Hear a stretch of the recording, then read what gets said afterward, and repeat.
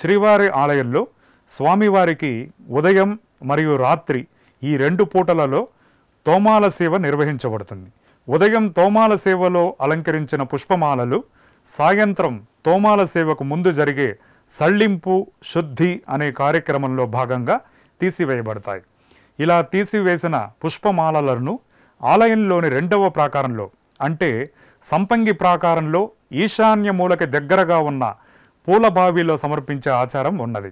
లేదా తిరుమల కొండపై ఎవ్వరూ తొక్కని ప్రాంతంలో శ్రీవారి నిర్మాల్యాన్ని నిక్షిప్తం చేసే విధానం కూడా ఉన్నది. అంతేగాని ప్రచారంలో ఉన్నట్టు స్వామివారి వెనుక వైపు వేసే సంప్రదాయం లేదు. స్వామివారి వెనుక వైపు ఎటువంటి మార్గము లేదు. అలాగే శ్రీవారిని అభిషేకించిన తర్వాత ఆ జలాలన్నీ గర్భాలయంలోని సోమసూత్రం అంటే నీరు బయటికి వెళ్లేందుకు ఏర్పాటు చేసిన తూము ద్వారానే బయటికి వెళుతుంది. ఈ నీరంతా కూడా విమాన ప్రదక్షిణ మార్గంలో అన్నమాచార్య భాండాగారానికి ఎదురుగా ఉన్న తొట్టి తీర్థం అనే చోట కలుస్తుంది. దీనికే కటాహ తీర్థమని పేరు. శ్రీవారి పాదముల నుండి వచ్చే అభిషేక తీర్థం ఇది. స్వామి పుష్కరిణీ స్నానం, శ్రీనివాసుని దర్శనం, కటాహ తీర్థ సేవనం ఈ 3ను త్రైలోక్య దుర్లభాలని ప్రసిద్ధి.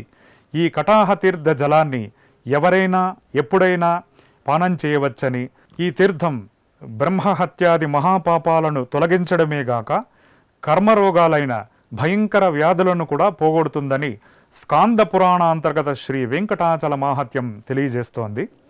ఓం నమో వెంకటేశాయ.